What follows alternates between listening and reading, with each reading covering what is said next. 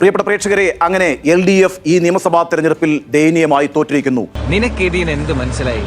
ഒരു പോലീസുകാരൻ നെഞ്ചും വിരിച്ച് വട്ടം കയറി നിന്നാ തീരാവുന്നതേ ഉള്ളൂ നിന്റെ ബന്ധങ്ങൾ. 4 കാര്യങ്ങളാണ് ഈ തിരഞ്ഞെടുപ്പ് ഫലം നമ്മുടെ മുന്നിലേക്ക് കൊണ്ടുവരുന്നത്. 1, ജനങ്ങൾ LDFനെതിരായി ഒന്നടങ്കം വോട്ട് ചെയ്തിരിക്കുന്നു. 2, CPMനെതിരായി ജനങ്ങൾ വോട്ട് ചെയ്തിരിക്കുന്നു. 3, മുഖ്യമന്ത്രി പിണറായി വിജയനെതിരായി ജനങ്ങൾ വോട്ട് ചെയ്തിരിക്കുന്നു. 4, CPMന്റെ അണികൾ തന്നെ CPMനെതിരായി വോട്ട് ചെയ്തിരിക്കുന്നു.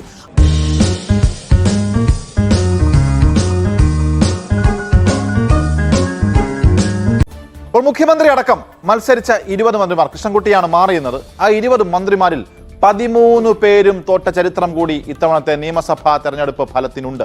കാലങ്ങളായി കൈവശം വെച്ചിരുന്ന മണ്ഡലങ്ങളിൽ പോലും ഇടതു നേതാക്കൾക്ക് കാലിടറി. നിനക്ക് ഇപ്പോഴും നല്ല വിഷമമുണ്ടല്ലേ? കുറേശ്ശെ. ഏതെങ്കിലും ഘട്ടത്തിൽ ഇത്തരത്തിലൊരു പരാജയം പാർട്ടി സംസ്ഥാനത്തിലായിക്കോട്ടെ കൊല്ലത്തിലായിക്കോട്ടെ പ്രതീക്ഷിച്ചിരുന്നു? നീ എന്താ ഞങ്ങളെ കൊണ്ടൊന്ന് പൊട്ടകളിപ്പിക്കാൻ? സോറി, ഞാൻ പറയട്ടെ. എന്തോന്ന് സോറി? ഈ പേടിയുടെ ഷോക്കിൽ ഇവൻ എന്തെങ്കിലും സംഭവിച്ചിരുന്നെങ്കിലോ? ചത്തുപോയിരുന്നെങ്കിലോ? ആര്? ഞാനാ പേടിച്ചിട്ട്? അതിന് വേറെ ആളെ നോക്കണം. ഈടാ ഹ്യൂമൻ സൈക്കോളജിയും പാരാസൈക്കോളജിയും അരച്ച് കലക്കി കുടിച്ചവനാ ഞാൻ. ഇല്ല, അങ്ങനെ പ്രതീക്ഷിക്കേണ്ട ഒരു സ്ഥിതി ഉണ്ടായിട്ടില്ല. എന്താ കാര്യം? അതിന് ഒരു ബുദ്ധി വേണം, അതിവനില്ല. കാരണം ഭരണപരമായി ജനങ്ങൾക്ക് ഏറ്റവും ഗുണകരമായ ക്ഷേമ പ്രവർത്തനങ്ങൾക്കാണ് സർക്കാർ നേതൃത്വം നൽകിയത്. ഈ ഫൂളിഷ് ലൈസ് ഒക്കെ എല്ലാവരും വിശ്വസിക്കുന്നു വിചാരിച്ചിട്ടാ? സ്വന്തം ഇഷ്ടത്തിന് തട്ടിവിടുന്ന നാക്കെടുത്താന്നുണേ പറയൂ. അതുപോലെ തന്നെ വികസനത്തിലും വളരെ മുൻപന്തിയിൽ തന്നെ മുമ്പോട്ട് പോയൊരു ഗവൺമെന്റും പ്രവർത്തനങ്ങളുമാണ്. ആ കാണുന്ന ഓരോരോ പുല്ലുവരെ സരോജ് സാറിന്റെ സ്വന്തം ഐഡിയ ആണല്ലേ? എനിക്ക് തോന്നി എല്ലാത്തിലും ഒരു കലാകാരന്റെ കരവിരുത് പ്രകടമായി കാണാം. ഇതിൽ വലിയ കാര്യങ്ങളൊന്നുമില്ല, പെട്ടെന്ന് തട്ടിക്കൂട്ടിയതാ. അതുകൊണ്ട് തന്നെ ഒരു ഘട്ടത്തിലും പരാജയപ്പെടും എന്നൊരു തോന്നൽ ഉണ്ടായിട്ടില്ല. പിന്നീട് ഇപ്പോൾ ഇങ്ങനൊരു ജനവിധി വന്നിരിക്കുന്ന സ്ഥിതിക്ക് തീർച്ചയായും എന്താണ് അതിന്റെ കാരണങ്ങളെന്നുള്ളത് പാർട്ടി പരിശോധിക്കും. പാർട്ടി അത് സംബന്ധിച്ച് തിരുത്തേണ്ടത് തിരുത്തും. സർക്കാരിന്റെ കയ്യിൽ നിന്ന് ക്ഷേമ പെൻഷനും മറ്റു ആനുകൂല്യങ്ങളൊക്കെ മുറതെറ്റാതെ വാങ്ങി തിന്നിട്ട് നാണമില്ലാതെ മാറ്റിക്കുത്തി, അതാണ് സംഭവിച്ചത്.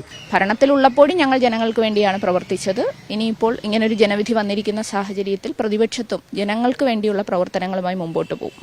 എല്ലാ കാലത്തും ഞങ്ങൾ കൂടെ തന്നെ ഉണ്ടാവും. കർത്താവേ, എന്റെ പ്രാർത്ഥനകൾക്ക് പുല്ല് വിലയാണോ? അവസാനത്തെ പുനഃസംഘടന നടന്നതിന് ശേഷം ഇതുപോലൊരു തിരിച്ചടി നേരിട്ടിട്ടില്ല ജില്ലയിലായിക്കോട്ടെ. അതിനു മുൻപ് 2001 9 MLA അവരൊക്കെ UDFനുണ്ടായിരുന്നത്. അപ്പോൾ ഇനിയൊരു MLA ആയിട്ട് CPMന്റെ കാര്യം ചുരുങ്ങുകയും ചെയ്തിട്ടുണ്ടായിരുന്നു. ചിലയിടത്തൊക്കെ വലിയ ഭൂരിപക്ഷത്തിലാണ് UDF വിജയിക്കുകയും ചെയ്തിരിക്കുന്നത്. ഞാൻ പറഞ്ഞല്ലോ, ഇപ്പൊ റിസൾട്ട് വന്നിട്ട് ഏതാനും മണിക്കൂറുകളെ ആകുന്നുള്ളൂ. അപ്പോൾ വിഘടനവാദികളും പ്രതിക്രിയാവാദികളും പ്രഥമദൃഷ്ട്യാ അകൽച്ചയിലായിരുന്നെങ്കിലും അവർക്കിടയിലുള്ള അന്തർധാര സജീവമായിരുന്നു എന്ന് വേണം കരുതാൻ. അങ്ങനെയാണ് തെരഞ്ഞെടുപ്പ് നമുക്ക് പ്രതികൂലമായി ഭവിച്ചത്. അതാണ് പ്രശ്നം.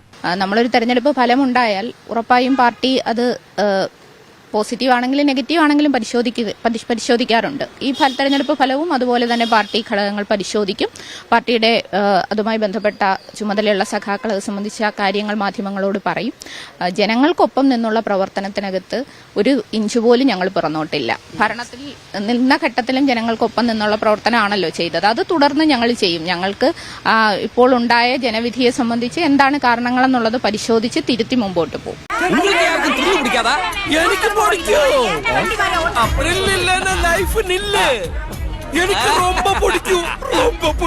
കണ്ണീര് തുടച്ചിട്ട് കുറച്ചുകൂടി വിശ്വസിക്കാൻ തോന്നുന്നു.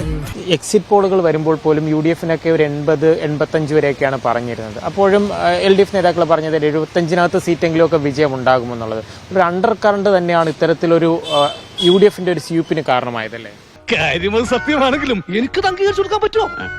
സഖാവ് M. സ്വരാജ് ഇത് സംബന്ധിച്ച് പറഞ്ഞിട്ടാണ് അനർഹമായ ഒരു പരാജയമാണെന്നുള്ളത്. M. സ്വരാജ് പറഞ്ഞിരിക്കുന്ന കാര്യം അനർഹമായ ഒരു തോൽവിയാണ് ഇതെന്നാണ്. സത്യത്തിൽ ഈ പറഞ്ഞിരിക്കുന്ന നന്ദിയില്ലാത്തവന്മാരെ എന്നുള്ള വിളിയാണ്. വോട്ട് കിട്ടാത്ത അല്ലെങ്കിൽ വോട്ട് ചെയ്യാത്ത ആൾക്കാരെ നന്ദിയില്ലാത്തവരെ എന്ന് വിളിക്കുന്നതിന് തുല്യമായിട്ടുള്ള കാര്യമാണ്. കാരണം ഒരിക്കലും അങ്ങനെ ഒരു പരാജയം പ്രതീക്ഷിച്ചിരുന്നില്ല, അല്ലെങ്കിൽ അങ്ങനെ ഒരു പരാജയം ഉണ്ടാകേണ്ട സാഹചര്യം ഉണ്ടായില്ല എന്നുള്ളതാണ്.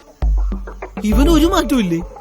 എങ്ങനെ ഈ ബുദ്ധിയില്ലായ്മ ഇത്ര നാൾ മെയിൻറ്റെയിൻ ചെയ്തത്? കാരണം ഞാൻ നേരത്തെ പറഞ്ഞതുപോലെ ഏത് വിഭാഗത്തിൽപ്പെട്ട മനുഷ്യരുടെ ജീവിതം നോക്കിയാലും അംഗനവാടിയിലെ കുഞ്ഞുങ്ങൾ മുതൽ വൃദ്ധരായ മാതാപിതാക്കളുടെ വരെ കാര്യങ്ങൾക്കകത്ത് ഇടപെട്ട ഒരു ഗവൺമെന്റാണ്.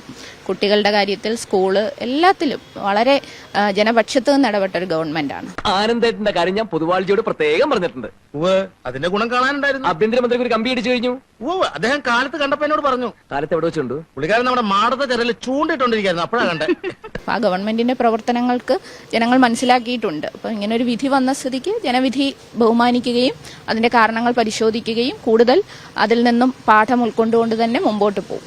ഒന്ന് കരഞ്ഞൂടെ നിനക്ക്, ആരും കാണാതെ? പറഞ്ഞത് തന്നെ, അതായത് കണ്ണൂർ പോലുള്ള ഒരു ശക്തിയുക്തമായ കേന്ദ്രത്തിലുണ്ടായ തിരിച്ചടി, അതും പാർട്ടി കൃത്യമായി പരിശോധിച്ച് തന്നെ മുന്നോട്ട് പോകില്ല. അപ്രതീക്ഷിതമായാണ് പാർട്ടി സംസ്ഥാന സെക്രട്ടറിയുടെ ഭാര്യ അവിടെ മത്സരിക്കുന്നു, ആ സീറ്റിൽ അവിടെ പരാജയപ്പെടുന്നു. അതായത് മന്ത്രി ബിന്ദു പരാജയപ്പെടുന്നു. അങ്ങനെയൊക്കെ വലിയ 15-ലധികം മന്ത്രിമാർ പരാജയത്തിന്റെ അടുത്തെത്തി നിൽക്കുകയായി. കാൽനൂറ്റാണ്ട് ജനപ്രതിനിധിയായി തുടർന്ന പത്തനാപുരത്ത് മന്ത്രി KB ഗണേഷ് കുമാറിന് കാലിടറിയത് ജ്യോതികുമാർ ചാമക്കാലയ്ക്ക് മുന്നിൽ. ആറന്മുളയിലെ വോട്ടെണ്ണുമ്പോൾ ഒരു റൗണ്ടിൽ പോലും ആധിപത്യമുണ്ടായിരുന്നില്ല വീണ ജോർജിന്. ഏറ്റുമാനൂരിൽ VN വാസവനും ഇടുക്കിയിൽ റോഷി അഗസ്റ്റിനും ഏറ്റുവാങ്ങിയത് വമ്പൻ പരാജയങ്ങളാണ്. ഇരിങ്ങാലക്കുടയിൽ മന്ത്രി R ബിന്ദു തോറ്റു. കടുത്ത മത്സരം അതിജീവിക്കുമെന്ന് വിശ്വസിച്ചിരുന്ന P രാജീവിനും ഒടുവിൽ കളമശ്ശേരിയിൽ കാലിടറി. തിരിച്ചുപിടിച്ച തൃത്താലയിൽ MP രാജേഷ് പിന്നെയും VT ബൽറാമിനോട് തോറ്റു. മണ്ഡലം മാറി മത്സരിച്ച V അബ്ദുൾ റഹ്മാൻ തിരൂരിൽ പരാജയപ്പെട്ടു. എക്കാലവും NCPക്കൊപ്പം നിന്ന CPM കോട്ടയായ എലത്തൂരിൽ AK ശശീന്ദ്രൻ ഏറ്റുവാങ്ങിയതും കനത്ത തോൽവിയാണ്. മാനന്തവാടിയിൽ OR കേളു, കണ്ണൂർ കോട്ടയിൽ കടന്നപ്പള്ളി, രണ്ടുപേരും തോറ്റു. എന്താണ് ഇതിന്റെ എല്ലാം കാരണങ്ങളെന്നുള്ളത് തീർച്ചയായും പാർട്ടി ഓരോ തെരഞ്ഞെടുപ്പ് ഫലം കഴിഞ്ഞും പരിശോധിക്കാറുള്ളത് പോലെ തന്നെ പരിശോധിക്കും. പാർട്ടി ഏറ്റവും ജനങ്ങൾക്ക് നല്ലതുപോലെ ജനങ്ങൾക്കിടയിൽ പ്രവർത്തിച്ചിട്ടുള്ള സഖാക്കളെ തന്നെയാണ് സ്ഥാനാർത്ഥികളാക്കിയിട്ടുള്ളത്. ഇവിടെ ചോദിച്ചതുപോലെ ആരെങ്കിലും തമ്മിലുള്ളൊരു ബന്ധമല്ല സ്ഥാനാർത്ഥിത്വത്തിന് കാരണമായിട്ടുള്ളത്, മറിച്ച് അവർ പാർട്ടിയിൽ ഏറ്റവും ആഴത്തിൽ താഴെത്തട്ടിൽ നിന്ന് തന്നെ പ്രവർത്തിച്ചു വന്നിട്ടുള്ള സഖാക്കളാണ് സ്ഥാനാർത്ഥികളായിട്ടുള്ളത്. വിഡ്ഢിത്തരം പറയാതിരിക്കാ.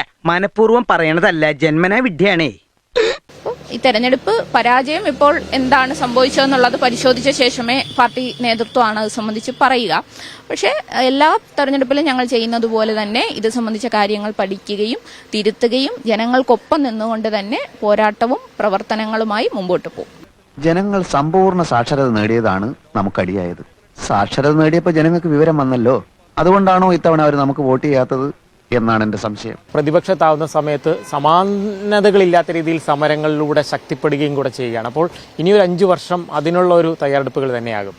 ഞങ്ങൾ എല്ലാ ഘട്ടത്തിലും ഇപ്പം DYFI എന്നുള്ള നിലയിലായാലും അല്ലെങ്കിൽ വിദ്യാർത്ഥി സംഘടനകളൊക്കെ ആയാലും സമരം ചെയ്യേണ്ട ഘട്ടങ്ങളിൽ സമരം ചെയ്യും.